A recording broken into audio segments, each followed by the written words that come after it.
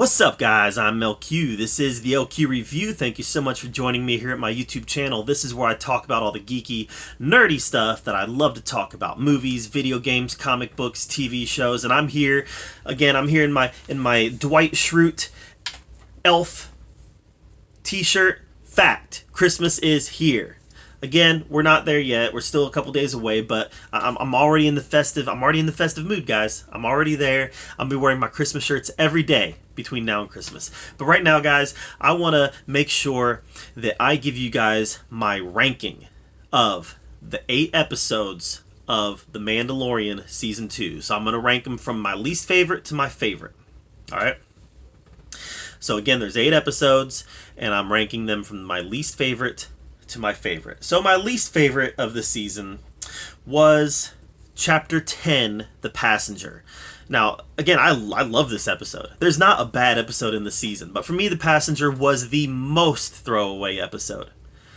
There wasn't anything that really happened in The Passenger other than seeing Mando's relationship with the child and how that's continued to evolve.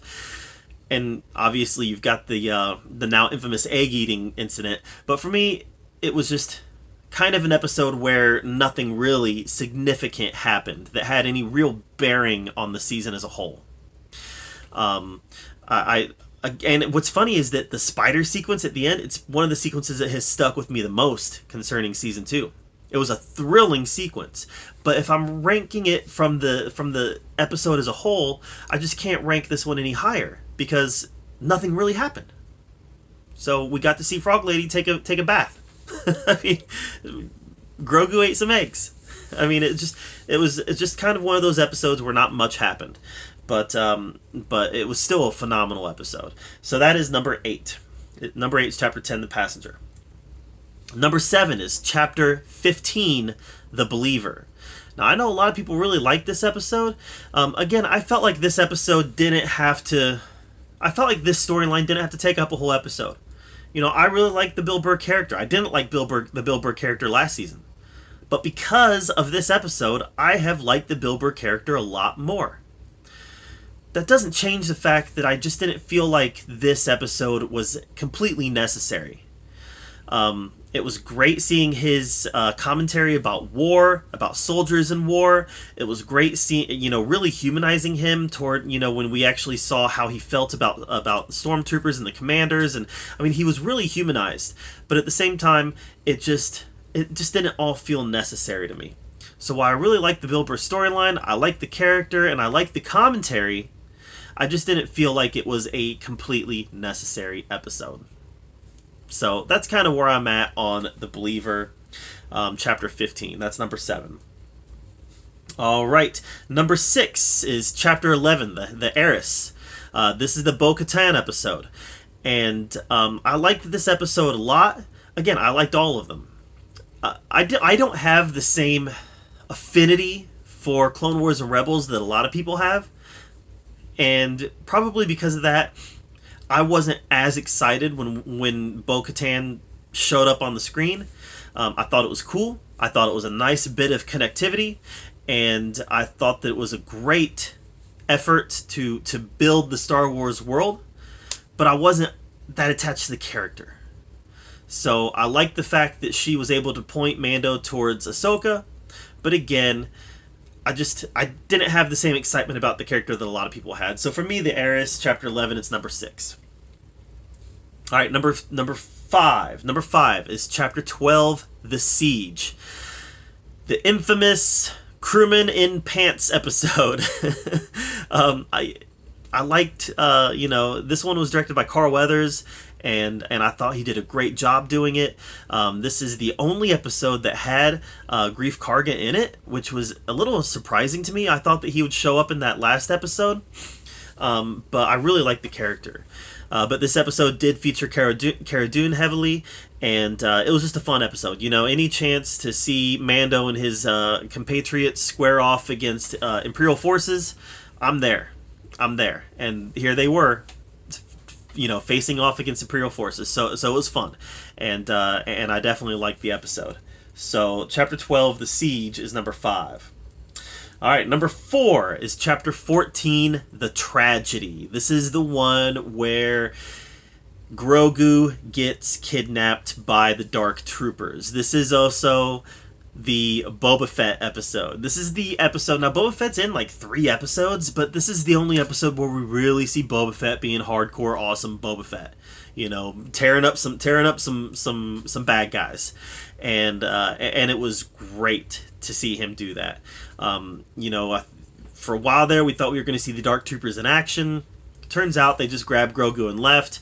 But the action sequences with Fennec, Boba Fett, and Mandalorian taking on a squadron of stormtroopers was a ton of fun, and it made for a really good episode. And seeing Boba Fett get his armor back on, it just nostalgia, right? Something that the Mandalorian has done very well.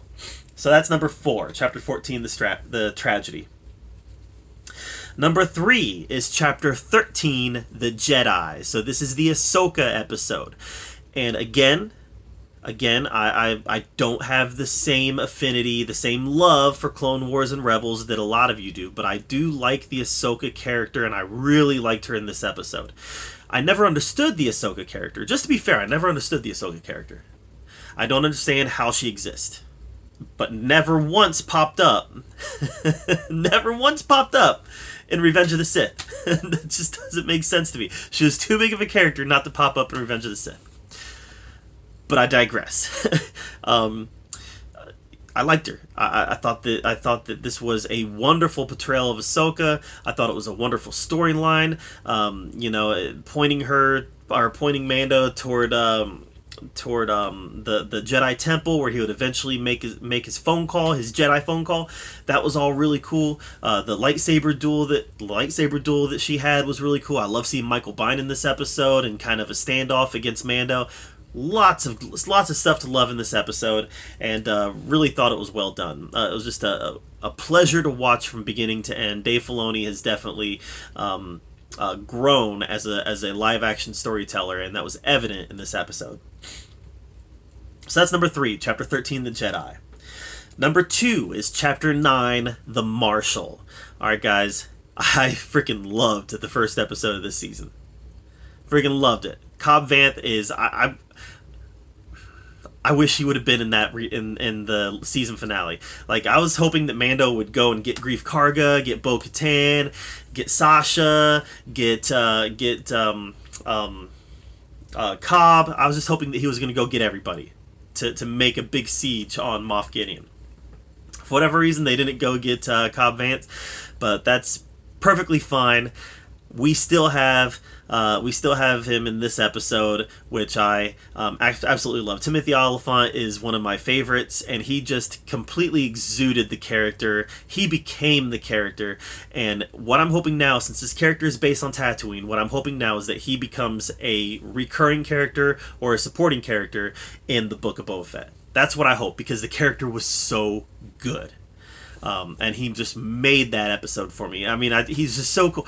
How cool are you when you're just riding alongside a Mandalorian bounty hunter on a pod race engine? I mean, that is cool points right there. All right. So yeah, the number 1 episode of the season for me was Chapter 16, The Rescue, and like I said, it went far beyond the Luke Skywalker cameo and the R2-D2 cameo, and it really went into it's my favorite because it is the culmination of the relationship between Grogu and Mando, and just how powerful that moment was when Mando finally said goodbye. It was just the culmination of a year plus of storytelling on Disney Plus, and it was just a wonderful way to end it. And I honestly didn't think they would end it that way. I believe that they were going to end it with them being together. The fact that they took them apart, I believe it really showed it was mature storytelling. It was mature storytelling, and I thought it was really it was phenomenal. So Chapter 16, The Rescue, is my favorite episode of the season, but I love them all. I love them all. It was such a great season of television. I can't believe that the only thing that Jon Favreau has done wrong is he has made 8-episode seasons. Come on, man. Give us 16 episodes a season. We want it. We want 16 episodes a season. Dude, even if that means even if that means we won't get the next season until, you know, summer of 2022. If it takes you an extra 6 months of filming, that's perfectly fine. I think most fans would be fine with it if we got 16 episodes. Just make it happen, Jon Favreau. All right, guys. What was your favorite episode of The Mandalorian this season? Let me know in the comments down below. While you're there, make sure that you subscribe to my channel. And as always, thank you so much for joining me right here at the OQ Review, where we get to talk about all the geeky, nerdy stuff that we love to talk about. Until next time, we'll see you later.